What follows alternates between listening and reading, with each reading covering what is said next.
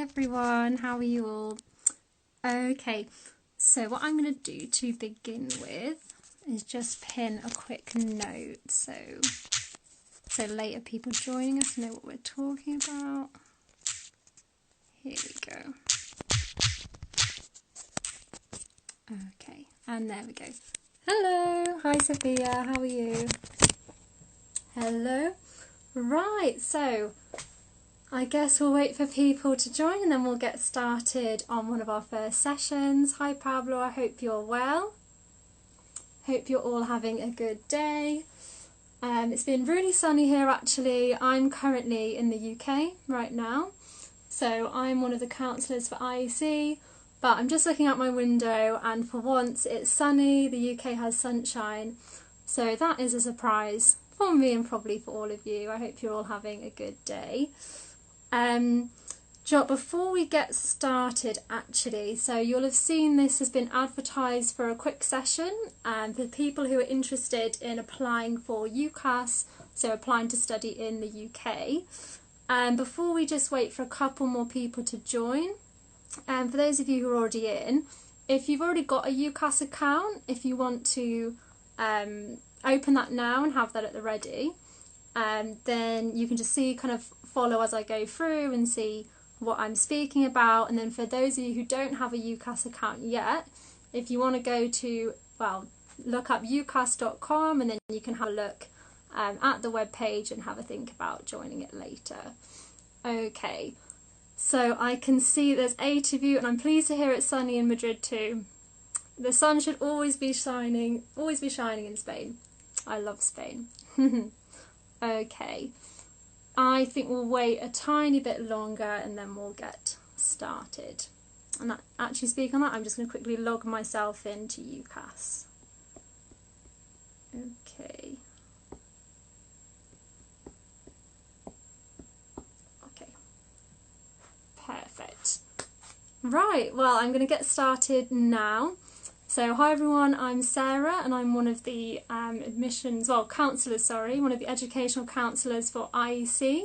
So for those of you who are new to the company, IEC is a company that's been helping students with applications to study abroad for over 20 years now. So we are a company with a lot of experience helping students who do want to go and study overseas. Okay. What we want to do with these sessions is to give you some tips and pointers just about, different tips and pieces of advice we can give you for going to study overseas, whether this is for an undergraduate degree, a postgraduate degree, or maybe something like a summer course. Okay. In this first session, we're going to be speaking about going to the UK, and we're going to be speaking particularly about your UCAS applications. I said this at the beginning of this live, I understand that some of you will be more familiar with the UK application procedure than others, so I'll try and be as precise and as in-depth as I can be, okay, so it's completely clear. So, first thing obviously that we wanted to know is what is UCAS. So UCAS is the portal that we use to look for undergraduate degrees, first and foremost, and then to actually submit applications. So, for those of you who are looking for undergraduate degrees or you want to see what options there are to study in the UK, if you go on ucas.com you can then search for different degrees. So search in the search bar, for example, biology, and you'll see different courses that are offered, which universities offer this particular degree. This is of course the first step that you'll need to do, so know which universities offer what you want to study. And that in itself can be quite a difficult decision. I know myself from my own experience that it was really difficult for me to decide what I wanted to study, but I really think that actually taking a look at universities, seeing what's out there, seeing what's on offer is the first thing that you'll need to do. Okay, so once you've had a look at the universities, you've decided what you want to study, you've seen some amazing universities in the UK, it's now time for you to actually get started on your application, which takes us to UCAS. I'm just going to quickly show you this now. So you can see this here. I won't be holding this for long because I know because of the format you can't see it very well. But if you can see on the left hand side, you can see all of the different sections that we need to fill in. So the sections are your personal details, your choices, your education, your employment, your personal statement, and your recommendation letter. Okay, so these are the key things that you'll be needing to fill in. So, with the personal details section, this is where you'll just, as it says on the tin, as we say in English, this is just where you confirm, what your name is, your email address, your nationality, and also things like, for example, if you want to request a student loan, which is something that is an option for European students who want to study in the UK. Okay, so once you've filled in this personal details section, you'll need to tick to say that it's done, and then you'll move on to the next section, which is for your choices. So this takes us back to the search bar tool that you can use at the beginning to kind of see what options you have. When you're deciding on your university choices, you need to take into account, of course, the degree, first of all, because you need to apply to the same degree for your 5 university choices, which is a maximum you can apply to, and you also need to take into account the academic requirements. So each university in the UK will ask for a certain academic grade. And for those of you who've already looked at some universities, you'll see that they'll often say, for example, AAB or maybe BBC, for example, and that's a reflection of our qualification in the UK, which is A-levels. So then depending on the qualification that you're doing, in Spain or wherever you're watching this from, you can either contact the university directly to ask for an equivalence, or this is something that you could also find on the website. Okay, so when you're choosing your universities, be very sure that you know what academic background or qualifications they're looking for before you select that on your UCAS.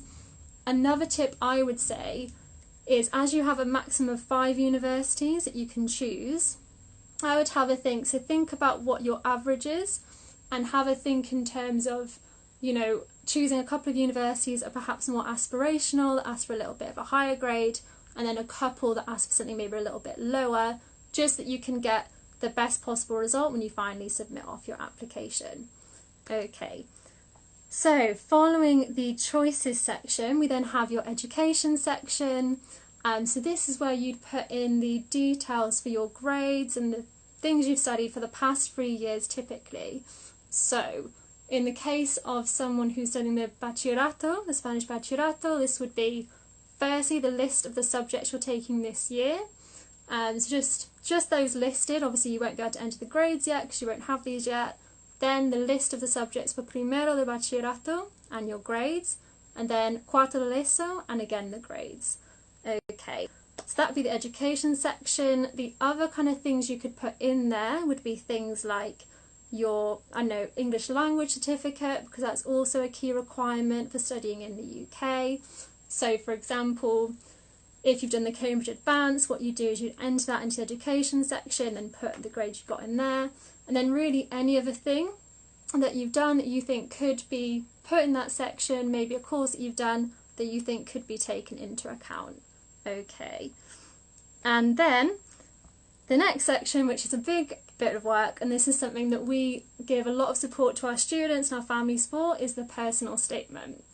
So we know that with families and with young people, having to write about what you want to do can be really daunting because firstly, you've already got so much other things going on that you're concentrating on, and then suddenly, although maybe you have it clear what you want to study and what you want to do, suddenly the prospect of having to write this in this empty box is quite daunting, and we completely understand that, and for that reason we do really give as much support as we can for people with their personal statement.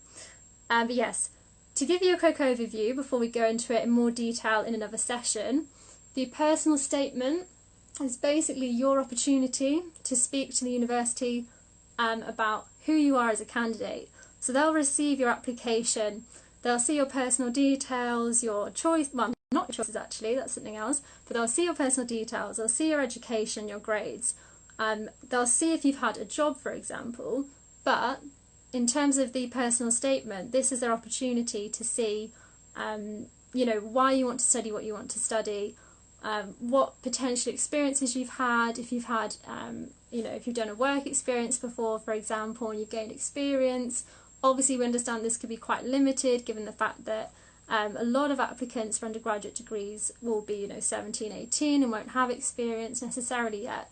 But it is your opportunity to speak about what you have done. So whether you've read something that's been really interesting to you, whether you've watched a documentary on TV surrounding this area, whether you've had conversations with people that you know that work in that field and you think it's really interesting, these are the kind of things that you need to relay. And this is the personal side, as is suggested by personal statement, to your application that will show why you want to study that degree. So do think long and hard about what you want to do. You'll also find that there'll be loads of different drafts as well. So we can get through loads of drafts for our students, just brainstorming different ideas and different things they'd like to do. But see it as an exciting opportunity to speak about what you want to do. And I'm sure your enthusiasm will win over the admissions teams and it will make a big difference. Okay. We then have the recommendation letter section, which will need to be provided by a teacher. This will ideally be at your current school if you're applying for university. Then if you're currently at a university in Spain and you want to do a transfer, this could be an academic at your university. Okay. With the teacher who writes this would very much ideally be the teacher who's either teaching you exactly what you want to study or someone who's teaching you something related to what you want to study. Okay, so that would be the ideal scenario. I know a lot of people will be thinking, because obviously this application needs to be submitted in English, will think, oh, should I immediately ask my my English teacher, for example, to do this? But my biggest advice really would be to have the teacher who knows you best and ideally who can speak about you in relation to what you want to study for your degree. Because obviously if you want to study biology, for example, the best person to give your recommendation letter would be someone who teaches you biology or one of the sciences, to be able to speak about what you can do in that subject as well as your personal attributes and maybe any extracurricular activities that you've done that can also contribute to why you'd be a good applicant. I've just seen I've got a question. So do you only need one letter? You do only need one letter. So with UCAS, with the different sections, you can actually only upload one personal statement and one recommendation letter. We actually don't have the option to upload more than one. For that reason, sorry, just going back for a second to the personal statement, for that reason it's so important that you know exactly what you want to study and your choices, so that your personal statement is exactly on this one thing you want to study. And it's the same with the recommendation letter. They only want to have one recommendation letter from one teacher who can obviously speak to your other teachers. They can give as broad a picture of you as a student as possible, but it is intended that it's only one recommendation letter, and the system on UCAS only really lets you submit one. Okay, so that's it with the recommendation letter. With both the personal statement and the recommendation letter, we are planning on doing another live session to discuss different tips for those, because we know that they can be a little bit confusing. So we are planning to give advice for students for the personal statement, and then for recommendation letter for the teachers, whether it's teachers watching this directly or whether it's students relaying the information. We are thinking that the personal statement and the recommendation letter could be two really key things that we could do in our live sessions that would help provide more information. One last section, I'm sorry, I've just realised I missed, was the employment section. So again, this is kind of drawing back on what I said about work experience and understanding that you're still all very young, but in the employment section, this is for people who have perhaps done some waitering or waitressing alongside their studies. So this is just to put in any professional experience you've had, and this would generally be a paid experience. So if you have work experience or volunteering, that would be more something that you'd maybe feed into your personal statement, or you'd speak to your teacher about and see if they can incorporate that into your recommendation letter. Okay, so then, to resume what we've just said, once you've filled in your personal details, once you've selected your 5 universities, taking into account exactly what you want to study and what the requirements are, once you've filled in your education section, the employment section, uploaded your personal statement and your recommendation letter, it's done. Okay, so that's when you come to the end, and this is when you need to send off your application in order to finalise the process, and you will need to pay that in pounds. I think it's £25, I always mix up 24, 25. It is something you have to pay in pounds. That's something to bear in mind before you click submit. You also have a view all details section, so you can just quickly review that first, check every single section carefully before submitting it, and then that's done. Once you've paid and sent off your application, you then need to track your application. You will also be given a number at the time of registration, which you'll use to track your application. You'll receive notifications from UCAS to your email address telling you if you've received an offer or something's changed in your account. I'd also recommend just logging in, quite regularly anyway, with your personal ID number and your password just to check. It's also really key that you check your emails quite regularly, just in case they've been in touch, if they need anything extra from you, whether it's a clarification or something that needs, they just need a bit of clarification over. Okay, I've just seen that we've had someone who's joined a little bit later. In terms of this live, it will be saved on IEC's page, so you can watch this again, because obviously this is a very quick overview in terms of all the different sections. If you haven't applied yet for 2020, I suggest you look into it. There is still time to apply to universities in the UK, and there really are so many great options. The UK is a great place to go and study. They offer so many different degrees, a really broad range of things you can study, whether it's subjects in the sciences, the social sciences, the humanities or the arts. There are so many different options for you, so I really recommend you look into it. Before I finish, I don't think I've missed any questions. Let me just have a look, see if I can scroll through this. So do you only need one letter? Okay. Does anyone have any questions for me? And I understand that this was a quick overview, but any initial or last questions in terms of what needs to be included, or even if there's something that you'd like us to speak about in the future that you want to mention, please feel free to do that now. And alternatively, you can also send us a direct message, so hit the arrow above on your Instagram homepage and send us a direct message for things that you could be interesting. As I've kind of hinted at or said, during this live, we think it'd be good to speak about the personal statement, to give you some ideas, some of our suggestions to help you make a really interesting personal statement. That's something we're thinking about doing. We're also thinking about giving advice recommendation letters, so that could be interesting. Also speaking about Denmark and Holland, and for people who are interested in applying to there. So this is what we're thinking about right now. But yes, any suggestions on things that you want to hear more about from us, please let us know. And in the meantime, lots of love from me and everyone at IEC, and we look forward to speaking to you soon. Bye!